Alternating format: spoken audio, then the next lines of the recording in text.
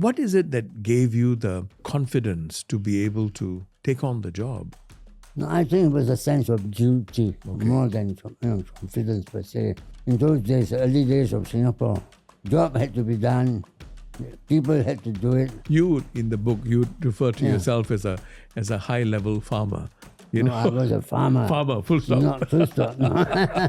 my philosophy about command, about leadership, is the men, the people that work for you must come first. Yeah.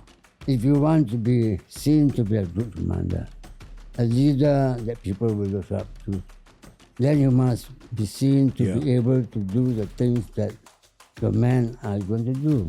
The incident in Kota Tinggi in Johor. Yeah. What happened was, at the end of the evening, they were getting ready to settle down for the evening. The Indonesians came in, shot and killed some of them on the way. I think a total of 8 or 9 of them. In 2017, you were diagnosed with having late-stage cancer.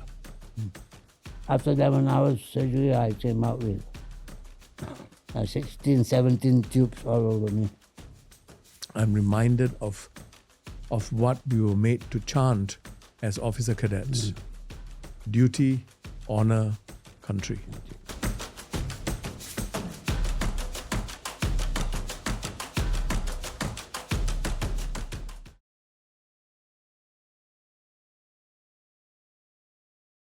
It's a great privilege to have you on board, and thank you for agreeing, even though, you've got some difficulties in your speech because of your medical condition. That's the kind of sportsmanship that I expect from you. Well, This is a book that I stayed up till 3:00 in the morning reading. I couldn't put it down.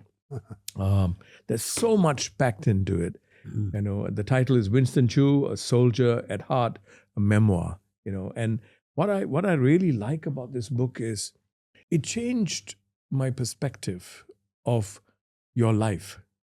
Because from the outside, even though, we got to know each other over the years, the person that you have been presented as is a very privileged man, who got to be Chief of Defence Force, before that Chief of General Staff, and then Ambassador to Australia, non-resident ambassador to Israel, chairman of Red Cross, and the list goes on.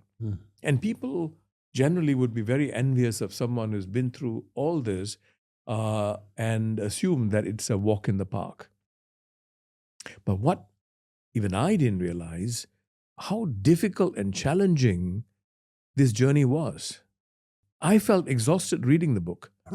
Exhausted for you, because of all the ups and downs, and you're a pioneer in so many of these cases, So that's what we're trying to capture today. Okay, Do you think it was destiny that you become a Chief of Defence Force, or was it you directing it? No, I don't think I directed it. When I joined, I never had ambitions or dreams of ever wearing a star on my shoulder, in 1959. That's the year I was born. I was a cadet for 2 years, and then I went to NSR. At that time, we were part of the British, the highest ranking local officer was a captain. Highest ranking local officer. At that time. Yeah. The commanding officer was British. Company commanders were British majors. So I never, had ambitions or visions of me, Getting a star. or even becoming more than that. Yeah. So my dream was maybe, I become a major. I get a Land Rover to be driven home in. And that was about it, Yeah. Maybe it was destiny, but definitely it was not something I had worked or aimed towards. And it's not something you imagined you'd No, land. never. I never, at that point in my life, I never thought it would ever happen. I never thought about it. Don't talk about happening. I never thought about it. Soon after you went in, when you were a lieutenant colonel, which is a relatively junior rank, given the fact that you ended up being a 3-star general, Dr. Goh Keng Swee, who was defense minister then, came to you out of the blue and told you that you're going to be Director of General Staff. And then you were put through what I would call a credentialization exercise to build your credentials, as it were. So you had a command experience in 4SR. Then you went to US Command and Staff College. You came back, held staff appointments at headquarters. And then before you know it, at the age of 32, you became the highest ranking officer in the Singapore Armed Forces. How did that happen? Like I said, I never thought of ever, becoming the chief. And when, I was called up by Dr. Go, my immediate reaction to him really was, sir, why? And I followed up by saying very briefly that, what you have done, sir, or what you will be doing, rather, you will be ending my career in the SAF at a very young age. He said, why? I said, how long can I be on the top? At best, I'd be 5 years, I thought, at best then. Yeah. So I said, what happens to me at the age of 35? When I joined, my idea was the SAF was my career. Soldiering was my career, and it's going to be a lifelong career. You took over from a fairly seasoned and much older gentleman, Brigadier Kaparamvich. That is correct. Yeah, yes. He was Director General Staff then. Now, how did you feel about taking over from someone so much older, more experienced than you, like that? Firstly, my first thought was I should never take over from him. I mean, there's no reason for him to hand over to me. He should carry on. He's done, by then, I think about 9 years. 9 years as Director General Staff. Been doing a tremendous job. So why hand over? The only thing I had going for me, as I thought then, was I went to military college. I had a professional military training. But Brigadier Skip was a volunteer officer. So that was the only age I had over him, I would say. Right. But other than that, he had so much more experience. He came from admin service. Yeah. He had a university degree.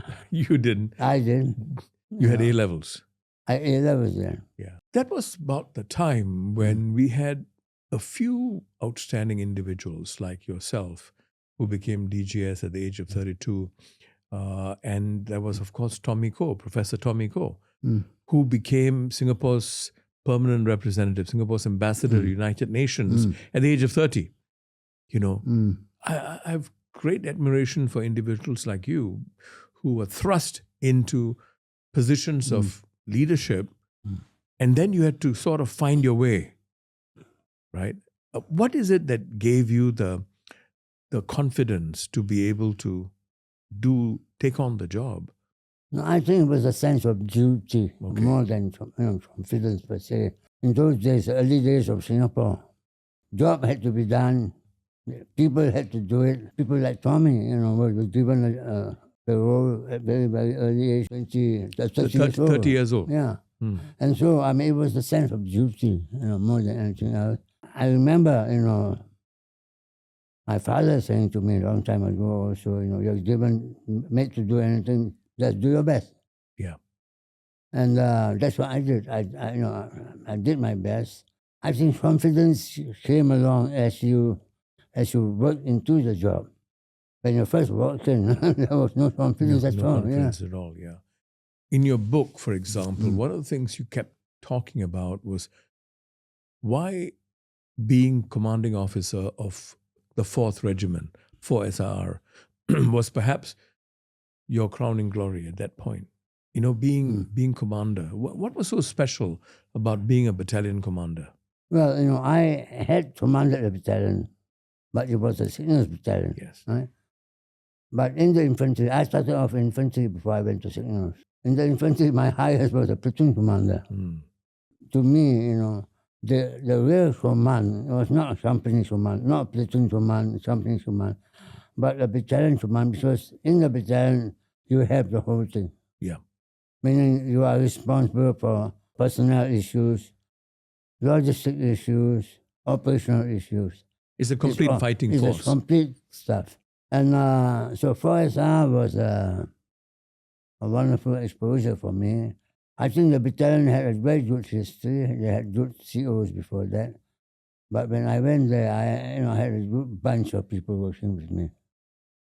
And it was really an afterthought. After I commanded 4SR, I felt that was the best job that I had. You were known to get into the trenches with the private soldiers as a commander, commanding officer. In fact, I remember an incident when I was battalion commander, National Service Battalion, and you were CDF, Chief of Defence Force, and you came for a visit, and we were in the field, and you had asked to visit the area my battalion was harbored. So I walked you, I was a major then, I walked you to see the soldiers. And then you saw this particular soldier lying on the shell scrape, you know, and then you just went there and squatted next to him and you chatted with him. And I remember watching it very carefully and patting the guy on the back and saying, "Do you know who this man is? He's the Chief of Defence Force." And he said, "Oh." But he didn't know what a Chief of Defence Force was, you know. But it didn't matter to you. I was observing. It didn't matter to you, the rank. And you were with him at his level and you just talked to him. My philosophy about command, about leadership, is the people that work for you must come first. Yeah. I mean, that is my principle. And I work on that basis. And so when I visit soldiers in the field, I want to see the soldiers and not the commanders. The commanders. I want to see the soldiers. And the best way to see the soldiers at where they are working, at what they are doing. Like the soldier in his shell scrape, or the soldier digging the trenches.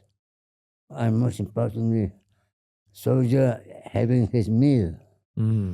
I always make it a point to see how they are fed, are they getting the right food. And welfare. And welfare, you know, because I always believe that if the soldiers are not fed, you can't expect them to fight.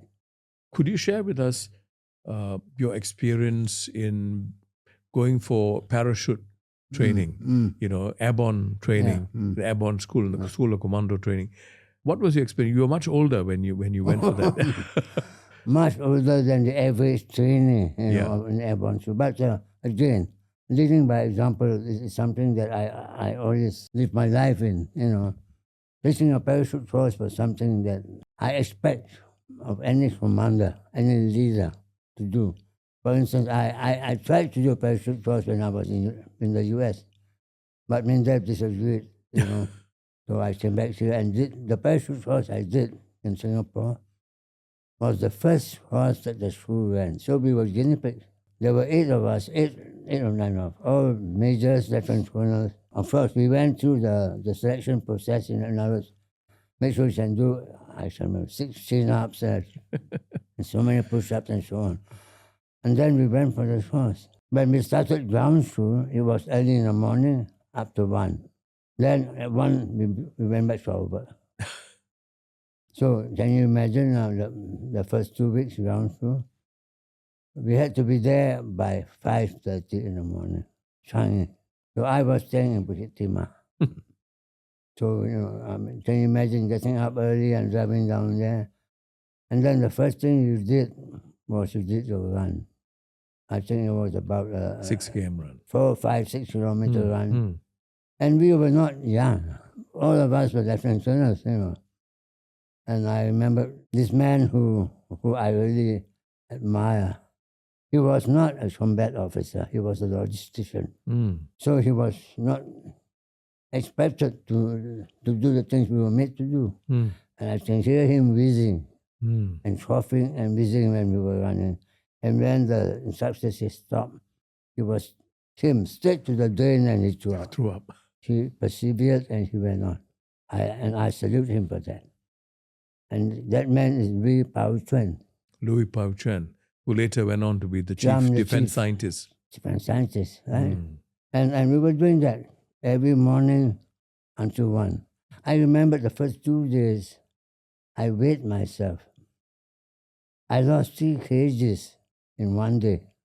3 kgs in 1 day? And I think it's simple. It's just water. Yeah. You were perspiring so much and you lost water. I was DGS and I told the instructors, no special treatment.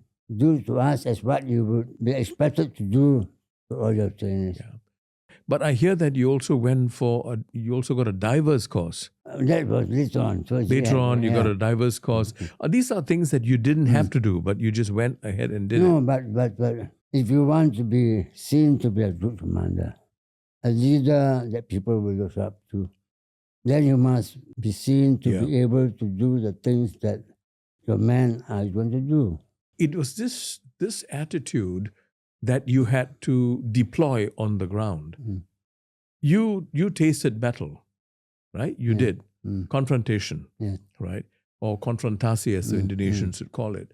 That was from 1964 or 63 to 1966. And most of the battles were fought against the Indonesian forces. In your case, you fought against the Indonesian Marines in Tawau, in Sabah. That was real battle. You saw people dying. You saw people severely injured. Now, what was your feeling like? You really did not know what to expect, but the worst. And you were in dugouts and in trenches, and soldiers were in trenches. And you were fighting alongside the Malaysian Armed Forces. Malaysian Armed Forces and the Royal Marines of the British and so on, right? Okay. And on the other side were the TKOs, or Commando Operasies. Commandos, the Indonesian commandos. Well, even before going there, I was saying, I don't know whether I will come back. But when you are there, when you get into things, the situation around you, the job that you have to do, the things you have to do, sort of take you away from this fear. And even when they do lock mortar rounds at you and things like that, when you fall to the bottom of your trench. When the mortar rounds are landing on you. But after some time, you got used to it. When we brought in Indonesian casualties and dead soldiers right in front of your eyes.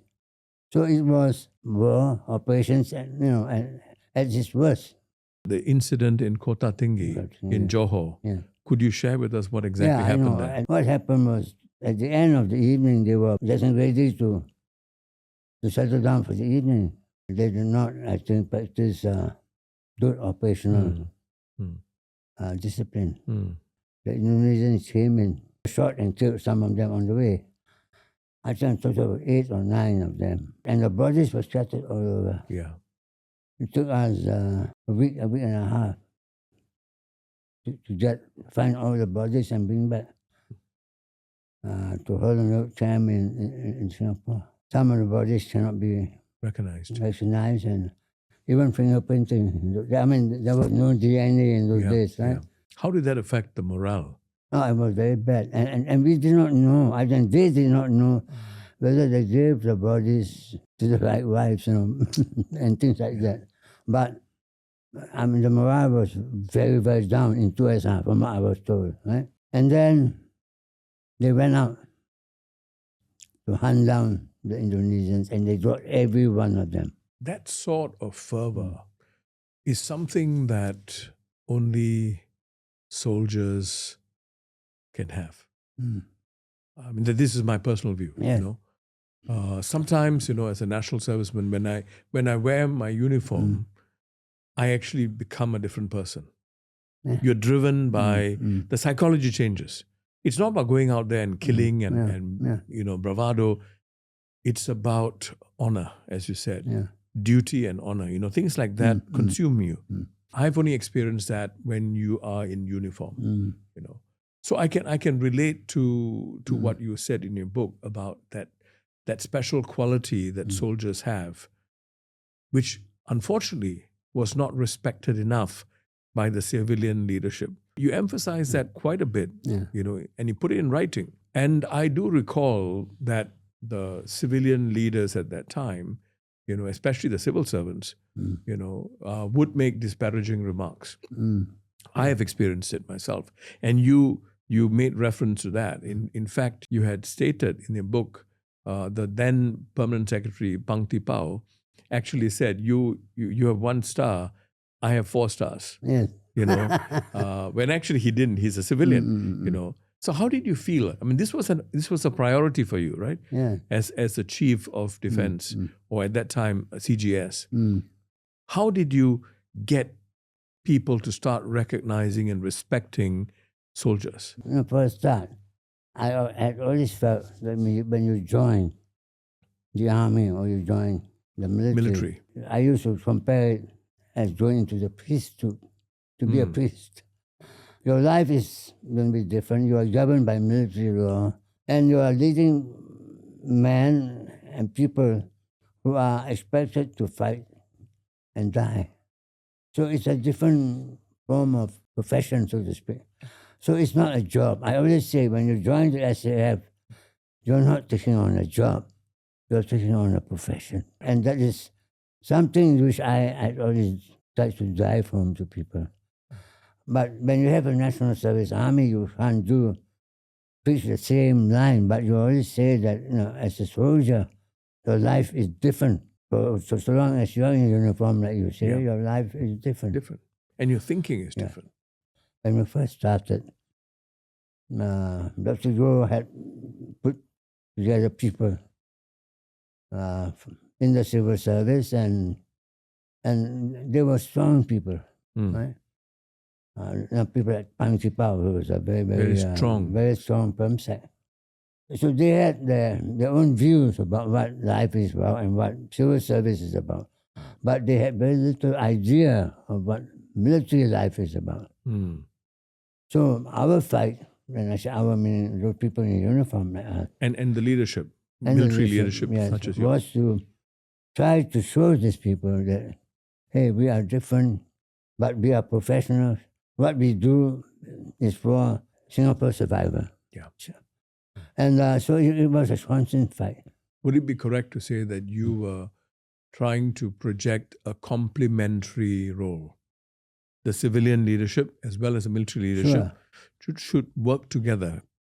What we wanted was for them to understand that they cannot run the military like they run the civil service.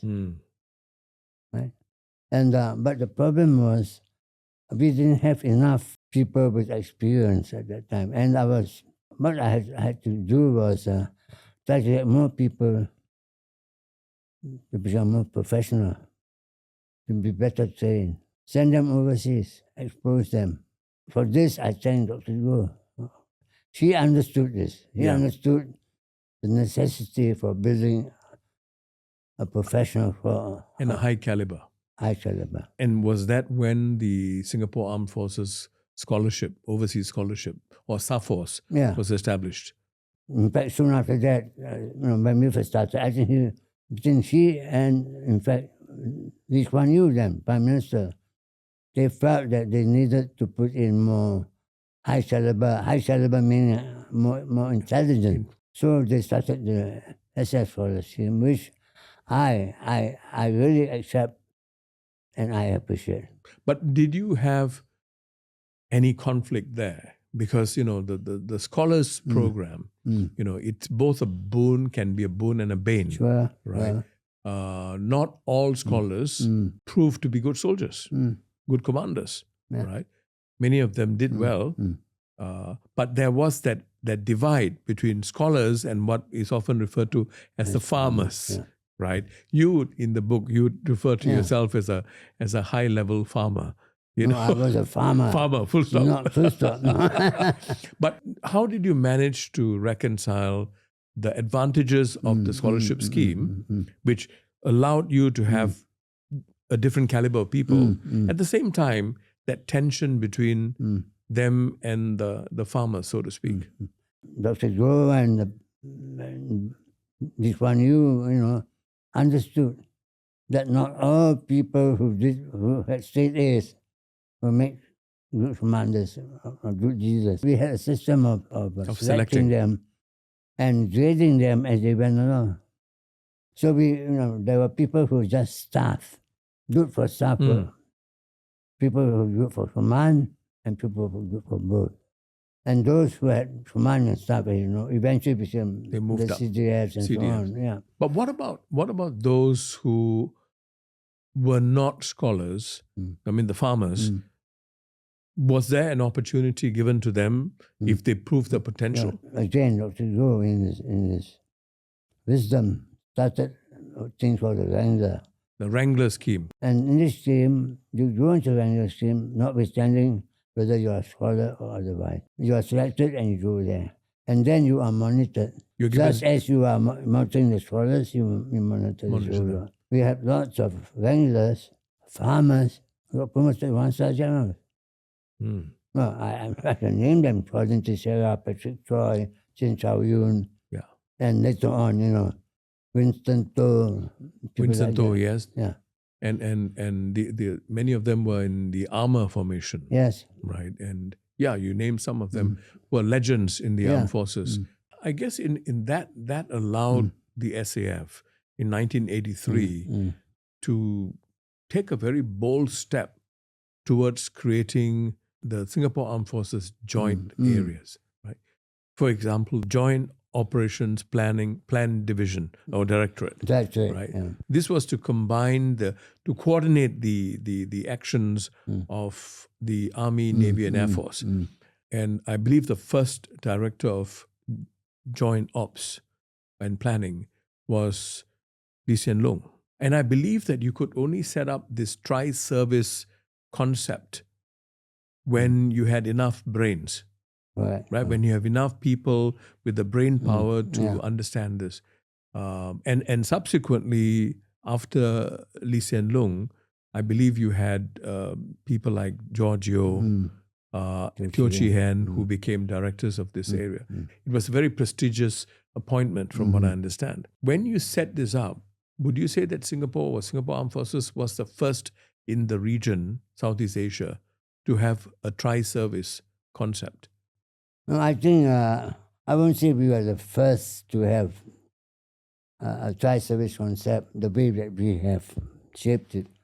I think the Thais had something like that, but they had Supreme Commander who actually oversaw the three services, but he didn't have a staff that looked after it. So they didn't have a joint staff. Indonesians had the Pangam, right, who was the chief above the Army, Navy, and Air Force chiefs. When I formed the joint staff, first we had to form the general staff. The general staff.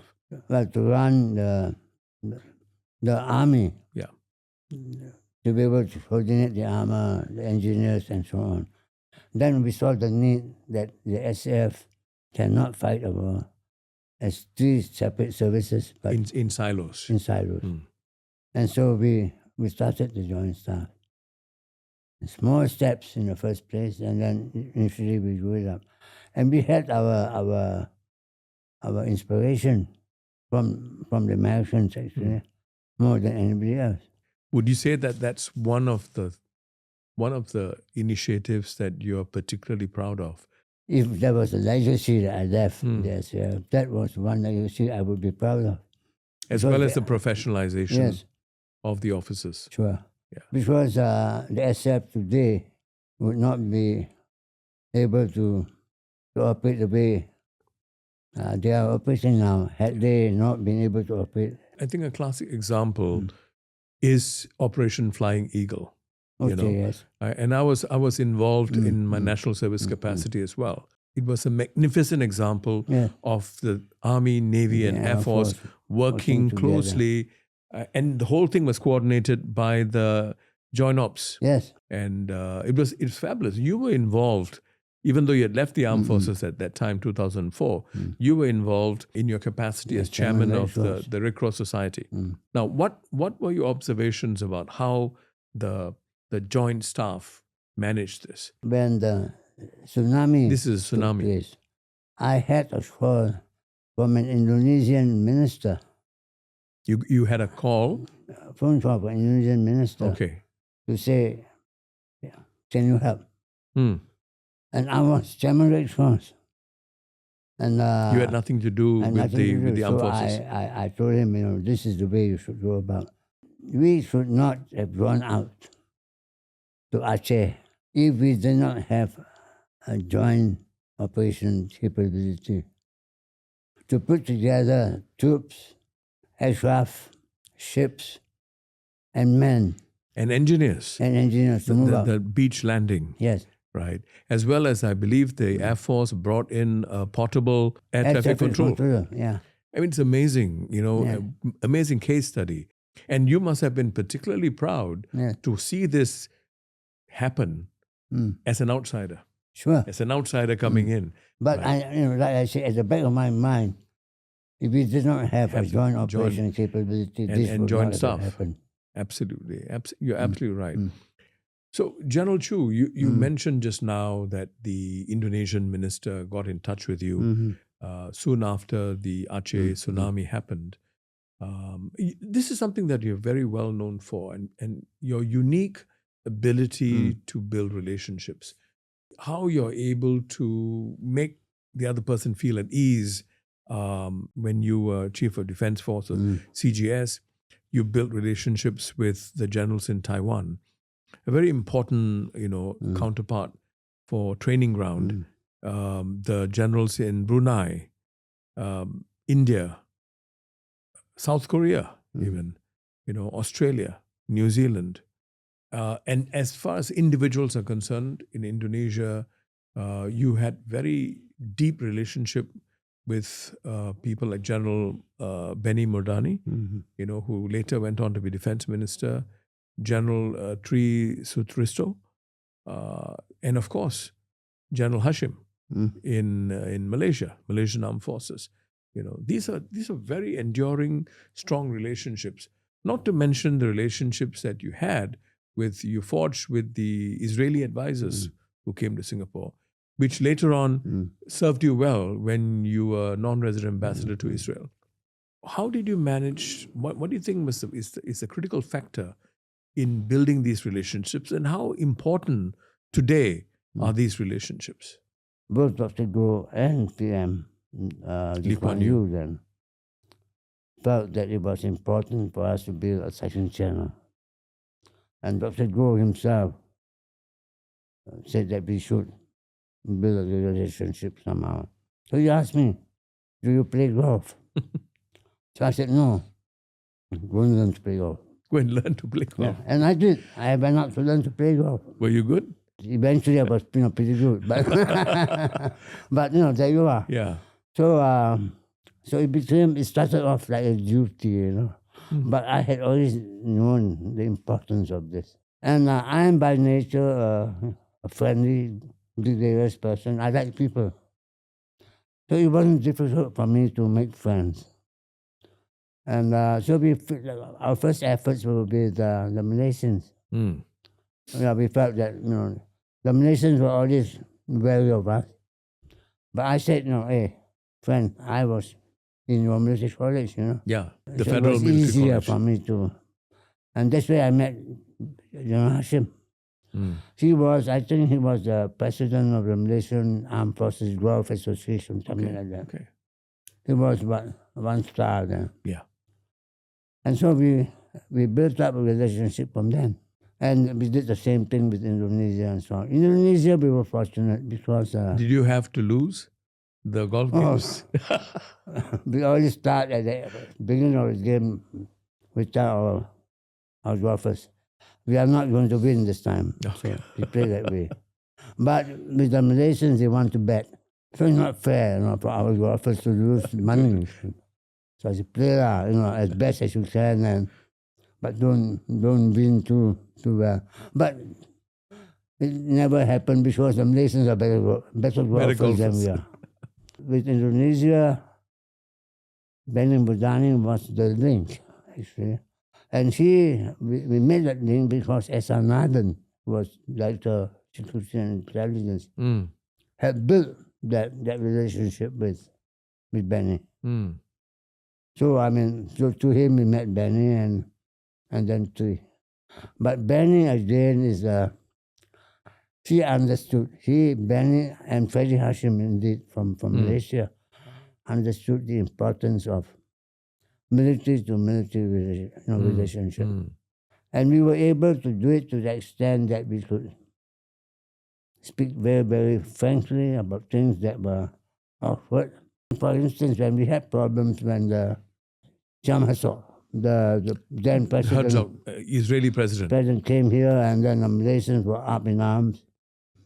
And the Indonesians were unhappy, but not so bad. Savoured, who was then in charge in Thailand, said to me, and to Benny and to Ferry Hashim, hey, come to Bangkok. I host you play golf and we have dinner. Then you all can talk. No need to talk in Jakarta, no need to talk in Korea. Neutral. Two things worked for me. I was the youngest of the lot. So I always played my part. I played as the younger brother. So I accepted the fact that they were older. And like I said, I like people. I'm a friendly person. And I spoke Bahasa. And so that helps. With Taiwan, it was the same. I mean, Taiwan generals were all, as you know, at least 20 years older than we were. My Mandarin wasn't very strong. I had to learn Mandarin before we went there. But they accepted that fact. But what you had to be strong in Taiwan, a strong liver. You drink a lot with them. But these are the things we had to do, things that we don't really like doing on our own. Do you feel that we are not emphasizing that enough today? I really don't know what goes on. What's the advice you would give? Reach out. Don't wait for them to reach you. You reach out. And if you have the support of your minister and your prime minister, it'll be easier. That brings us to a very important part of your journey, your final retirement from the from the armed forces, from the military, after 33 years as a soldier and 18 years as the head of Singapore Armed Forces, And there was a parade organized for you, a very elaborate parade, from what I understand, on the 30th of June, 1992. You were emotional. Yeah. What made you that emotional? I was prepared for my retirement, to be fair. I was prepared 10 years actually before that. Yeah. When I came back from Duke University and so on, but the powers would be say stay on, so I stayed on. But when you have been in the armed forces that long, and when the SAF had been part of your life, it was part of my life. Yes. For all those years. A very important part of your life. Yes. Well, part of my whole of my adult working life. And to be standing there on the dais and telling myself, this is it, this is the last day. You will be inhuman if you don't feel, sad. I kept telling myself, be happy. You have hopefully left the SAF in good hands, in good shape. And walk away, with pride. But it's hard, when you are there at the parade itself. Then you had to continue national service in a different way. Yeah. Just when you thought that now you've got more control of your life. You went on to serve more than 3 years as Singapore's High Commissioner to Australia, Papua New Guinea. And in Australia, you had the baptism of fire, as you put it, when you had to host SM Lee Kuan Yew. And there was a lot of firefighting you had to do with the media and so on. And of course, after that, you became the Singapore's non-resident ambassador to Israel. What was the critical contribution that you think you made as a non-resident ambassador to Israel? I think from 2006 to 2020. That's a long time, as non-resident. And it's a very complex, you're doing a very complex period. Up to the time I became the ambassador to Israel, Israel was covered by our ambassador from France. Paris. And having served in Australia as a head of mission, I know it's not easy for whoever is our ambassador in France to try to cover Paris and other places. Yeah. I mean, Tel Aviv and other places. And so I think the Israelis were not happy, and rightly so. So when we came to an understanding that we will not open a mission yet, put a full-time man, but we give you a dedicated non-resident ambassador. And they accepted that it was going to be me. And Israelis. they must have been pleased it was Yeah. you. But I had the problem of telling myself, I'm not representing Ministry of Defense. Mm. I'm representing Singapore. Mm. And the fact that MINDEF has got, SAF and MINDEF has got special relationship and lines in Tel Aviv or in Israel. So these are lines I try not to cross. So I built up in areas that were out of defense. Mm. And yet I used my defense connections to help me in doing what I had to do in the other areas, like culture, economy, business, and so on. And research. And research. And when I soon get to somebody in Israel, I always bring up my Israeli army friends, army connections. Who came to Singapore as advisors and some so on. who came to Singapore advisors, some whom I made friends with along the way. So I visited Israel many times as CDF. Yeah. And so these are the people that I knew I should call upon. Yeah. I mean, for instance, I give you an example. When Joshua went there, he was as foreign minister. She decided to go there on a Saturday, or arrive on a Saturday. And Saturday is Shabbat. And though the Ministry of Foreign Affairs was quite willing to do something, that the rabbis and the people were upset about that kind of things. So I had to work to their MINDEF channels to get things done. Yeah. And so on, The same way when Ang Hen came across came from Jordan, came across the King Hussein Bridge.